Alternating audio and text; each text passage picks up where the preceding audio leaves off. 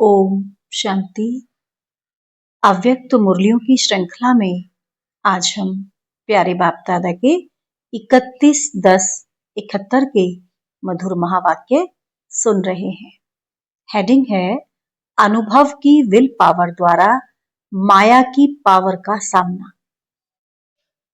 अनुभव की will power द्वारा माया की पावर का सामना। बाबा ने कहा, रूहानी ड्रिल जानते हो, जैसे शारीरिक ड्रिल के अभ्यासी 1 सेकंड में जहां और जैसे अपने शरीर को मोड़ने चाहें वहां मोड़ सकते हैं, ऐसे रूहानी ड्रिल के अभ्यासी 1 सेकंड में बुद्धि को जहां चाहो जब चाहो उसी स्टेज पर उसी परसेंटेज से स्थित कर सकते हो। ऐसे एवरेडी रूहानी मिलिट्री बने हो। अभी अभी ऑर्डर हो अपने संपूर्ण निराकारी, निरअहंकारी, निर्विकारी स्टेज पर स्थित हो जाओ, तो क्या स्थित हो सकते हो? वह साकार शरीर, साकारी सृष्टि, वह विकारी संकल्प न चाहते हुए भी अपने तरफ आकर्षित करेंगे। इस देह की आकर्षण से परे 1 सेकंड में हो सकते हो। हार और जीत का आधार 1 सेकंड में होता है, तो 1 सेकंड की बाजी जीत सकते हो। ऐसे विजयी अपने आप को समझते हो। ऐसे सर्व शक्तियों के संपत्तिवान अपने को समझते हो। वह अभी तक संपूर्ण संपत्तिवान बनना है। दाता के बच्चे सदा सर्व संपत्तिवान होते हैं। ऐसे अपने को समझते हो। वह अभी तक 63 जन्मों के भक्तपन व भिखारीपन के संस्कार कब इमर्ज होते हैं। बाप की मदद चाहिए, आशीर्वाद चाहिए, सहयोग चाहिए, शक्ति चाहिए। चाहिए तो नहीं है। चाहिए शब्द दाता, विधाता, वरदाता बच्चों के आगे शोभता है। अभी तो विधाता और वरदाता बनकर विश्व की हर आत्मा को कुछ न कुछ दान व वरदान देना है, ना कि यह चाहिए का संकल्प अभी तक करना है। दाता के बच्चे सर्व शक्तियों से संपन्न होते हैं। यही संपन्न स्थिति संपूर्ण स्थिति को समीप लाती है। अपने को विश्व के अंदर सर्व आत्माओं से न्यारे और बाप के प्यारे विशेष आत्माएं समझते हो, तो साधारण आत्माएं और विशेष आत्माओं में अंतर क्या होता है, इस अंतर को जानते हो? विशेष आत्माओं की विशेषता यही प्रत्यक्ष रूप में दिखाई देनी चाहिए, जो सदा अपने को सर्व शक्तियों से संपन्न अनुभव करें।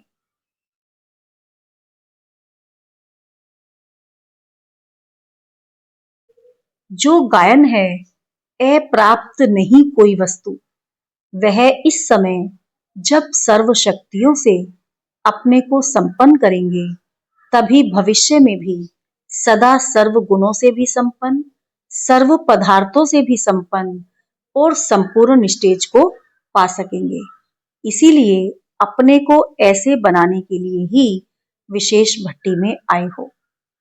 जो भी अपने में अप्राप्ति अनुभव करते थे, वह प्राप्ति के रूप में परिवर्तन हुए कि अभी तक भी कोई अप्राप्ति अनुभव करते हो? यह प्राप्ति अविनाशी रहेगी ना। प्राप्ति अर्थात प्राप्ति। जब अनुभवी स्वरूप बन गए तो अनुभव की बातें अविनाशी होती हैं। सुनी हुई बातें, वायुमंडल के प्रभाव के आधार पर प्राप्त हुई बातें व कोई श्रेष्ठ आत्माओं के सुनने के आधार पर उस प्रभाव के अंदर प्राप्त हुई बातें अल्पकाल की हो सकती हैं, लेकिन अपने अनुभव की बातें सदा काल की अविनाशी होती हैं। तो सुनने वाले बने हो व अनुभवी मूर्त बने हो कि अभी फिर से सुनी हुई बातों को मनन करने के बाद अनुभवी बनेंगे। मिले हुए खजानों को अपने अनुभव में लाया है या वहां जाकर फिर लाएंगे? सभी से पावरफुल स्टेज है अपना अनुभव, क्योंकि अनुभवी आत्मा में विल पावर होती है। अनुभव के विल पावर से माया की कोई भी विल पावर का सामना कर सकेंगे। जिसमें विल पावर होती है, वह सहज ही सर्व बातों का सर्व समस्याओं का सामना भी कर सकते हैं और सर्व आत्माओं को सदा संतुष्ट भी कर सकते हैं। तो सामना करने की शक्ति से सर्व को संतुष्ट करने की शक्ति अपने अनुभव के विल पावर से सहज प्राप्त हो जाती है। तो दोनों शक्तियों को अपने अंदर अनुभव कर रहे हो। अगर दोनों शक्तियां आ गई तो फिर विजयी बनेंगे। ऐसे विजयी बने हो। विजयी अर्थात स्वप्न में भी संकल्प रूप में हार ना हो।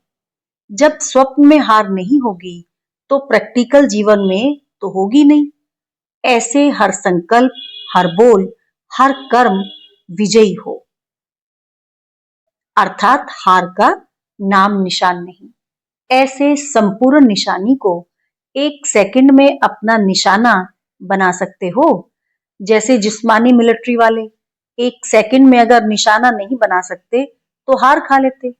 निशाना ठीक होता है तो विजयी बन जाते हैं। ऐसे अपनी बुद्धि को इस निशाने पर 1 सेकंड में ठीक टिका सकते हो। ऐसे एवरेडी बने हो कि मेहनत करने के बाद निशाने पर स्थित हो सकते हो। ऐसे प्रयत्न करते करते विजय का सेकंड तो बीत जाएगा, फिर विजय माला के मन के कैसे बन सकेंगे। इसीलिए जैसे निरंतर याद में रहना है वैसे निरंतर विजयी बनो। ऐसी चेकिंग करो कि आज सारे दिन में संकल्प, वचन, कर्म, संबंध, संपर्क, स्नेह, सहयोग और सेवा में कहां तक विजयी बने। अगर बहुत समय से सदा के विजयी, हर कदम के विजयी, हर संकल्प के विजयी बनेंगे, तभी विजय माला में समीप के मन के बन सकेंगे। इतनी सर्विस के बाद भी 108 ही विजयी क्यों बने? कैसे बने? इस पुरुषार्थ से ऐसे श्रेष्ठ बने तो बहुत समय से सदा के विजयी बनेंगे, तभी बहुत समय से यादगार बना सकेंगे। इसीलिए अब क्या करेंगे? अब क्या करना है? भट्टी का परिवर्तन यही करना है जो बहुत समय से सदा के विजयी बन जाए। ऐसे अनुभव अनेकात्मय आप लोगों द्वारा करके जाए। यह मधुबन अव्यक्ति वतन से अव्यक्त स्थिति में स्थित रहने वाले अव्यक्त फरिश्ते व्यक्त देश में विश्व कल्याण के निमित्त आए हुए हैं। आपके प्रवृत्ति वाले आप आत्माओं में ऐसा परिवर्तन अनुभव करें। इसको कहा जाता है भट्टी का परिवर्तन। नैन रूहानियत अनुभव कराएं। चलन बाप के चरित्रों का साक्षात्कार कराए। मस्तक मणि का साक्षात्कार कराए। यह अव्यक्ति सूरत दिव्य अलौकिक स्थिति का प्रत्यक्ष रूप दिखाए। आपकी अलौकिक वृत्ति कोई भी तमोगुणी वृत्ति वाले को अपने सतोगुणी वृत्ति की स्मृति दिलाए। इसको कहा जाता है परिवर्तन व इसको ही सर्विसेबल कहा जाता है। जो हर कदम में सर्विस में तत्पर रहते हैं ऐसे सर्विसेबल बने हो। ऐसे नहीं कि 4 घंटे की सर्विस करनी है, सदा के विजयी बनना है। सदा सर्विस में तत्पर रहने वाले सदा के सर्विसेबल का 1 सेकंड भी सर्विस के बिगड़ न जाए। ऐसे सर्विसेबल बनना यही विशेष आत्माओं की विशेषता है। तो सभी बातों में फुल बनना है। बाप की महिमा में सभी शब्दों में फुल आता है ना। जो सभी बातों में फुल हैं वो फेल नहीं होते हैं। फुल में फ्लो नहीं होता है, इसीलिए फेल नहीं होते हैं। ना फेल होते हैं ना कोई व्यर्थ बातें फील करते हैं। थोड़ी थोड़ी बातें फील करते हो ना, जो फुल होगा वह व्यर्थ बातों को फील नहीं करेंगे, ना फेल होंगे। तो ऐसे तिलकधारी बने हो। सर्व शक्तियों से संपन्न का तिलक अपने मस्तक पर लगाया है। अगर यह तिलक जो सुनाया सदा मस्तक पर नहीं लगा हुआ है, बाबा कहते जो तिलक सुनाया अगर ये सदा मस्तक पर नहीं लगा हुआ है तो याद में भी याद के बजाय क्या करते हैं? याद के बजाय फरियाद करते हैं। लेकिन अभी नहीं करेंगे। फरियादों की फाइल बन गई है। हरेक के फरियादों की फाइल मालूम है कितनी है? तो निरंतर याद में रहने से, निरंतर विजयी बनने से, निरंतर सर्विसेबल बनने से फरियाद करने की आवश्यकता ही नहीं होगी। संपूर्ण कमजोरियों की आहुति डालने के लिए भट्टी में आए हो, तो सर्व कमजोरियों की आहुति यज्ञ में डाल दी, वह अभी रह गई है। जबकि आहुति डाल देते हैं तो अंत में क्या कहते हैं? सुहा। फिर आप सभी सुहा हुए। जो सुहा हो चुके वह बीती हुई बातों को स्वप्न में भी नहीं देख सकते, तो ऐसे सुहा हुए। हिम्मत और उल्लास, यह दोनों ही अभी के रिजल्ट में मेजोरिटी में दिखाई देते हैं। इसी हिम्मत और उल्लास को सदा के लिए अपनी वृत्ति बनाना। धरती नर्म भी है और फलीभूत भी है, लेकिन अपनी फलीभूत धरती में बीती हुई पास्ट जीवन के विकर्म और विकर्म के कांटे बोने नहीं देना। कांटों को बाप के सामने समर्पण किया।